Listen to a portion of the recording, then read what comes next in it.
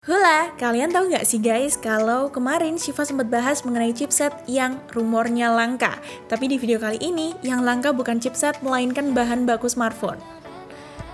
Katanya tuh ya, bahan baku smartphone bakalan punah 5-10 tahun mendatang. Terus gimana dong, vendor-vendor tuh bakalan puyeng atau ini sebenarnya hanyalah akal-akalan mereka aja? Makanya kita bahas di sini di segmen The News atau Daily News bersama saya Shiva, and let's get started.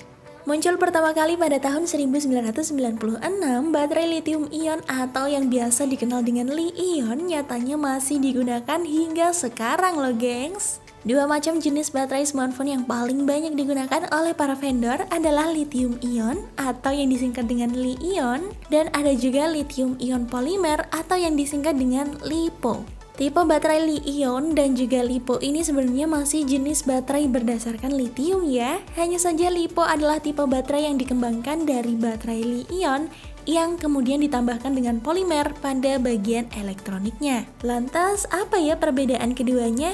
Baterai Li-ion merupakan tipe baterai yang umum dan banyak digunakan oleh gadget Android. Tidak hanya perangkat Android aja sih sebenarnya, perangkat semacam laptop pun menggunakan tipe baterai Li-ion. Alasan para vendor menggunakan tipe baterai Li-ion ini biasanya karena produksinya yang jauh lebih murah.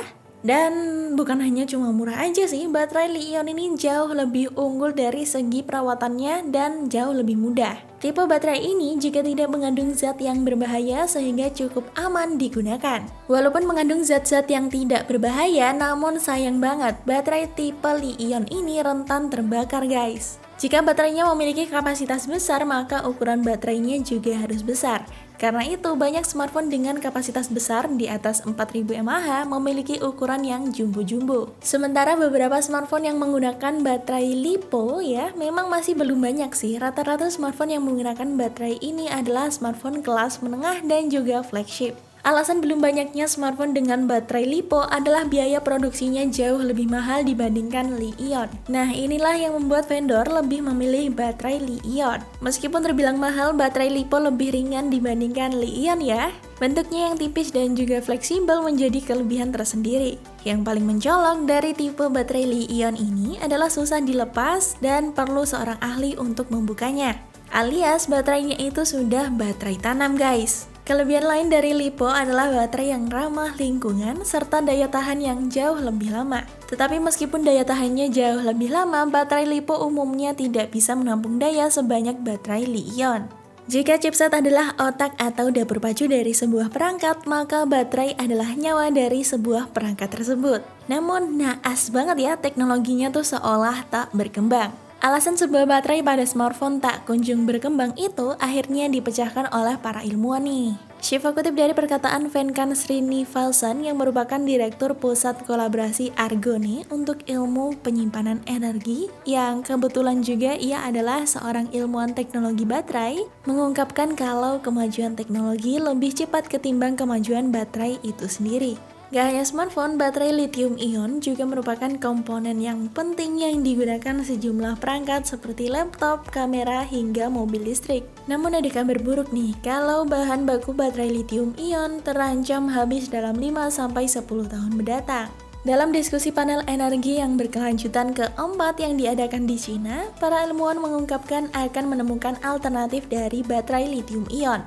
Nah, sejumlah perusahaan dilaporkan tengah mengembangkan teknologi baterai pengganti lithium nih. Salah satunya adalah perusahaan Contemporary Amperex Technology Limited atau yang dikenal dengan CATL yang memperkenalkan baterai sodium-ion pada Juli 2021 lalu. Pabrikan gadget seperti Samsung juga mengembangkan baterai dengan material graphenin yang disebut lebih unggul dibandingkan lithium karena bisa dibuat tipis dan hanya membutuhkan waktu singkat untuk diisi ulang. Selain mencari alternatif, para ilmuwan juga akan segera merealisasikan proses daur ulang baterai lithium ya guys.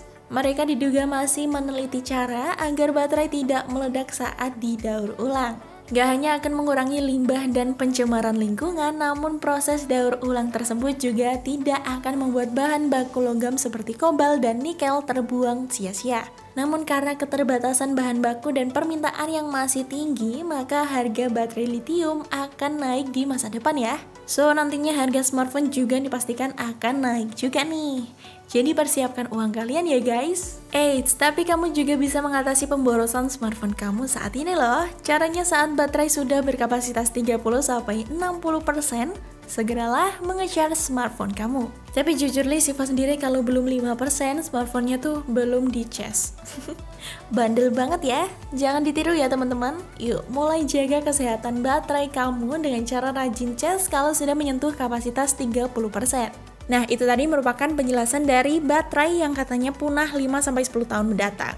Kira-kira menurut kamu gimana nih? Komen di kolom komentar ya. Oke guys, mungkin segitu dulu aja video kali ini. Semoga segmen ini dapat menambah wawasan kamu tentang dunia gadget, teknologi, dan berita populer lainnya ya. Terima kasih sudah menonton video ini sampai habis. Maaf kalau Syifa ada salah dalam pengucapan dan penyampaian.